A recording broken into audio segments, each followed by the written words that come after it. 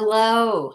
Welcome to a little chat between me and my good friend Emily. I'm Alison Crouch. I am the founder of the MoveSMART Method for Osteoporosis, and Emily Hisey-Bowden is one of my fantastic experts who contributes to the program, and she's also one of the teachers at my studio, my Pilates studio, Boomerang Pilates. Today, we're going to talk about how do you bring your movement and exercise practice effectively into your life, because we all have incredibly busy lives. And the way we need to shift our perspective on movement and exercise, um, that shift is a real thing. When you get an osteoporosis diagnosis, everything can go feel like it's going a little sideways, right? Because we need to exercise so much. And yet, we also have incredibly busy lives, and we have maybe a combination of things, osteoporosis and something else. So inside the MoveSMART program, Emily does a monthly workshop that we call our Program Success Workshop, but it's really about behavior change and habit change and building a sustainable way of moving and progressing your exercise practice, really. And Emily brings a ton of really effective skills to her coaching. And so we're going to give you a little sneak peek of what it's like to get coached by Emily. So, Emily, if we're going to pretend that we're in the Program Success Workshop, what's the number one question you tend to get from people, especially when they're newer in the program, when they've just kind of arrived inside the method? I would say for that, it's overwhelm. Like it's just, I don't know where to begin. There's so many resources, which is great, but I'm a little lost.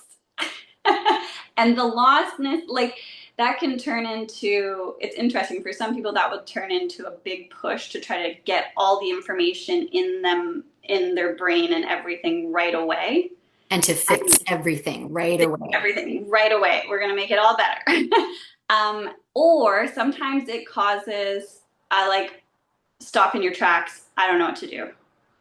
And there can be various combinations of those two happening along the way, but usually I find initially it's one or the other.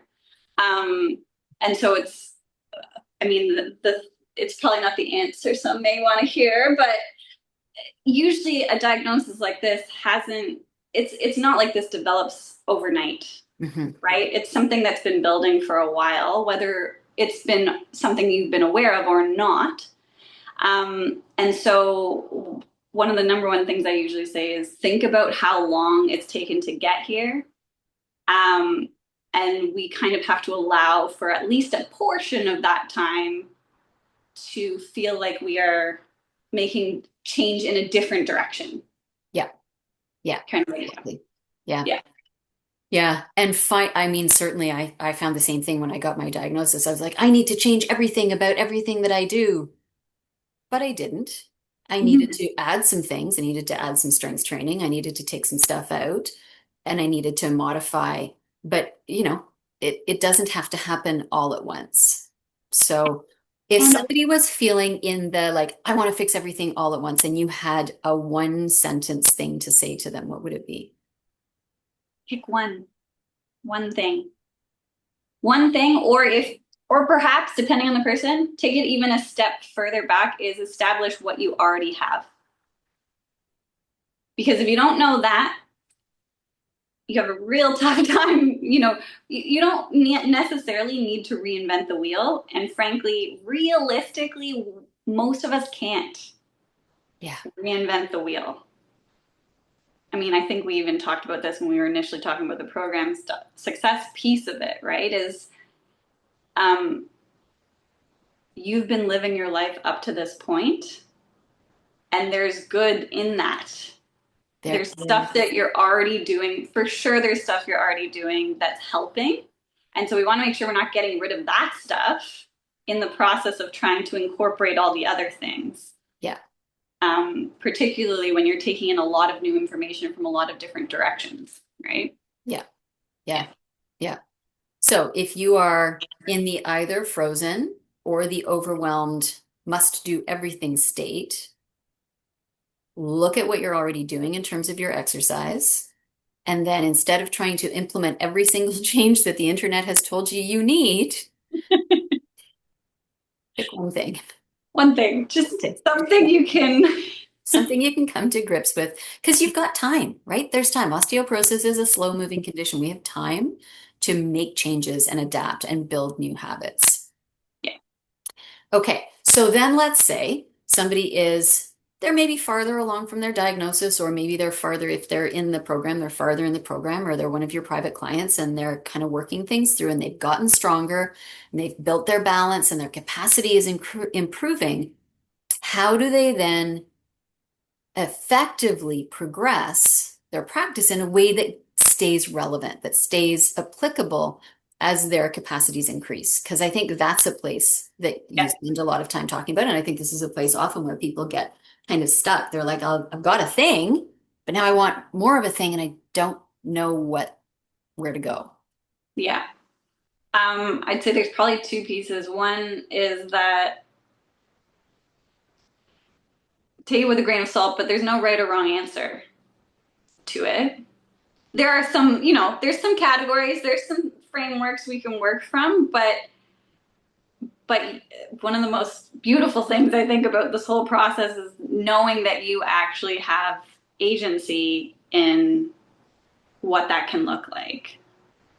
The second piece is when you're actually looking at how do I take these exercises and progress them past the point of what's available in the video in the module, or if I'm, starting to do a group class outside of the program in person with my community and stuff like that, is I would encourage you to ask yourself, do you know enough about the concepts and some of the specific exercises, but really the concepts behind why we're doing those exercises, why they make sense for osteoporosis support, and then can you apply that to other things? I remember in school, application was always the part of the rubric that was like the thing that was the worst struggle because it's actually the hardest part.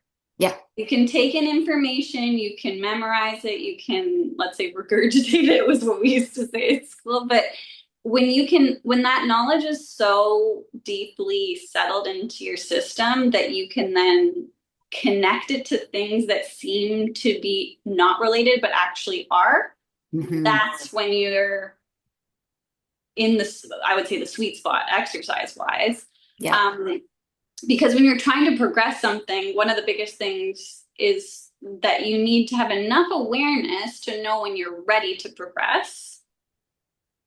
And then to hopefully feel like you can be curious and kind of adventurous about how you can progress, because it's not necessarily just a one avenue situation. You can progress things for your brain without necessarily changing something tangible about the weights that you're using, right? You can also, typically what we hear with exercise is, more reps, more sets, more quantity of something. Yeah. And then more weight or more load, which are good things. Those are part of the progress, absolutely. Yeah. But then how do you bridge the gap between, if you're going to choose, I'm going to add more load, you don't just go from exactly what you were doing before and then do it with the heavier load. You have to allow for the fact that you're now asking your body to do something different. So there's going to feel like there's a little bit of a pullback or I don't like the word regression with stuff, but there is a change. Yes. There has to be a change if you're going to make a change. Yep. And with weights, that's something as simple as if you've been doing 12 squats holding a 15-pound weight and now you're going up to a 20-pound weight, you're maybe going to go down to doing 7 or 8 reps with your good form, knowing that you still have a couple in the tank, right? Yeah. And if you're doing heavier lifting, if you're going to go from 8 back squats at 85 pounds and you're going up to 95 pounds, there's a pretty good chance your good form, well done, good quality version of your set is going to be shorter. And that's not a regression. That's a progression, acknowledging that when you add more demand, you're the whole point is that you're not supposed to be able to do as many because then you build up your strength. Yeah. Can you talk a little bit about what that would look like in balance training? Yeah. More things at once is one big one, right? How many different things can your brain coordinate while still maintaining good form? And in the case of balance, your balance is good Mhm. form. But it can also look like, again, if you can get more nuanced in terms of how you're doing something, you could, in theory, be doing something for the same duration as you've been doing it for months before, but can you now start to pay attention instead of just staying upright? Can you actually notice what muscles are working? Can you actually then adjust what muscles are working if you notice that it's maybe not the ones you're aiming for? If you don't know the ones that you're aiming for, that's a learning progression piece that could be an interesting spot to go back to the video about. But, and it's not to say you need to be thinking about everything, because actually with balance work, you almost want that to be on autopilot. Yeah, You want that adaptability. yeah. But you're looking for different markers than you would be if you're lifting a weight, Hmm. Yeah. right?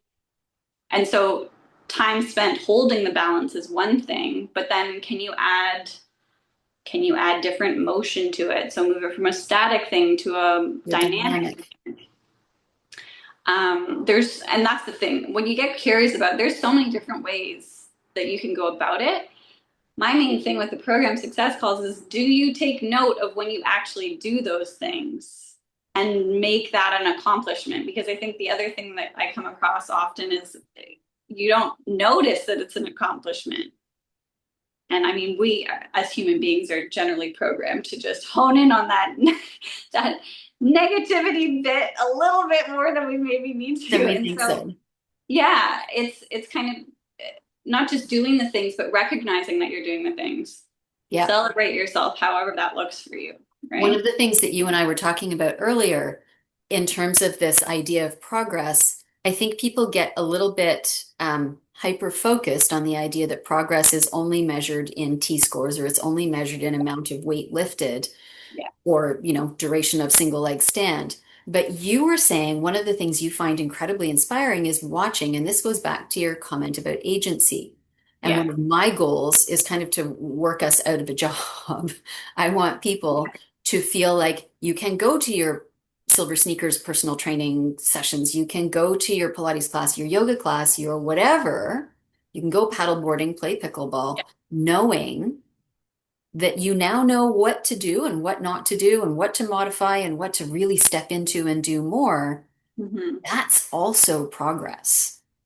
That ability to just move into your life, which also ties back to your first comment about like, look at what you're already doing in your life, Yeah, right? Because we don't need to just walk away from everything just because we have this diagnosis, even though often that's the feeling that we're yeah, given by doctors and physiotherapists and people yeah, who say, don't be careful, yeah, which is not super helpful. yeah, So if you are a person who is ready to progress, think about what you're doing and how you're doing it. How, like, try and apply a creative, curious mindset to what progression looks like.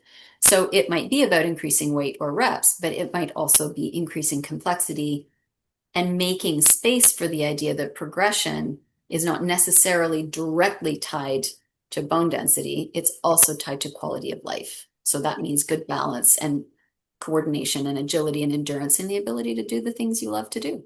yeah, absolutely. Okay, so one of the things that you have frequently talked about and that people talk about in other calls, and I know this is a brain type thing. Yeah. Do you? So we all know the Osteoporosis Canada guidelines. We need to do, 2 to 3 strength training sessions a week and at least 2 balance sessions a week. And we want 150 minutes approximately of cardio, but the balance and the strength training come first. And, we want to work on all the. So if you are a box checking person, you like to tick off the boxes. Mm-hmm. How do you tick off, or do you need to tick off? This is a clue. All of the boxes in every workout. And the answer is probably, it's kind of up to you. The answer um, is it depends. it depends. It depends on a lot of things.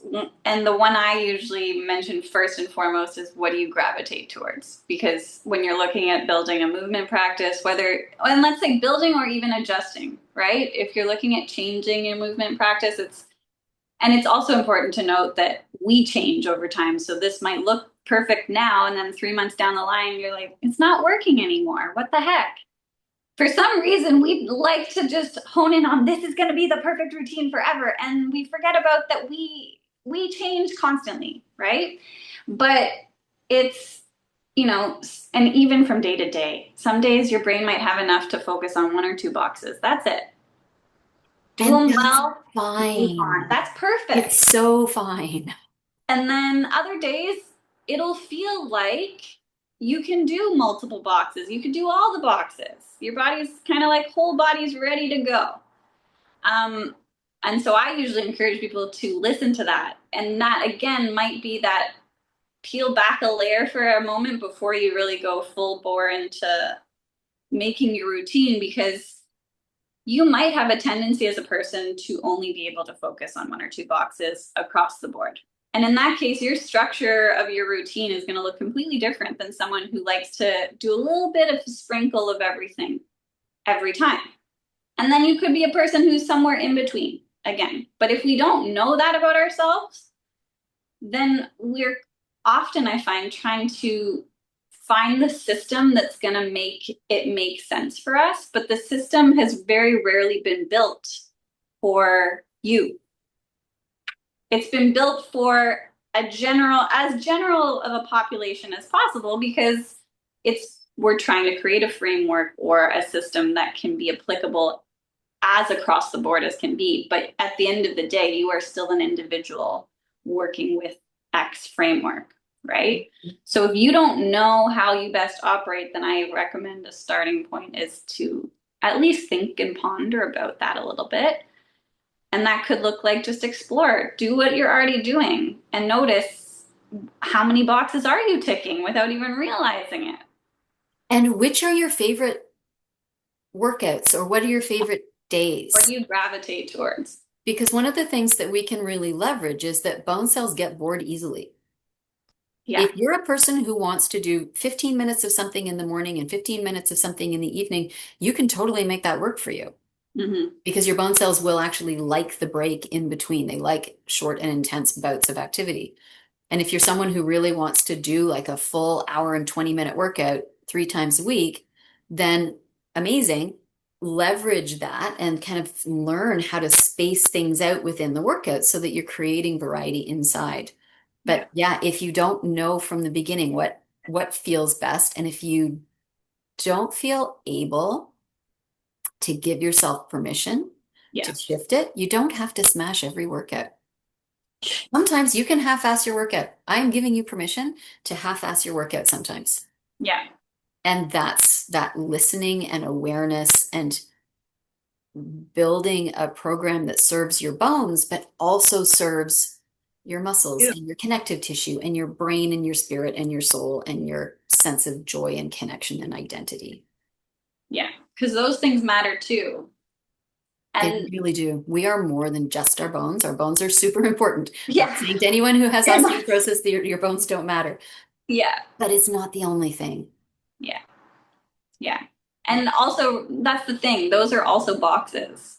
So even before all, or maybe in tandem with the figuring out what you gravitate towards, is figure out what the boxes are, Mhm. because you might not actually know what the boxes are Yeah. for osteoporosis, but also just across the board is what feeds you, what do you need to feel nourished as a whole person.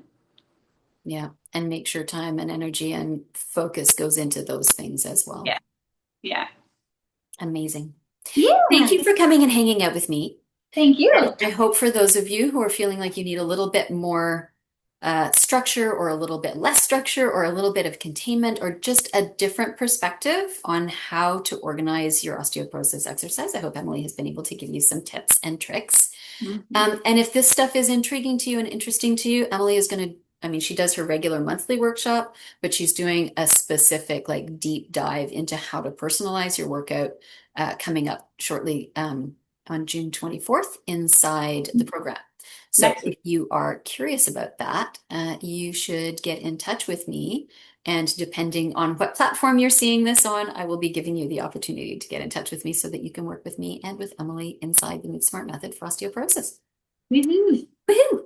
All right. Thanks for coming. Thank you for coming. See you next time. See ya.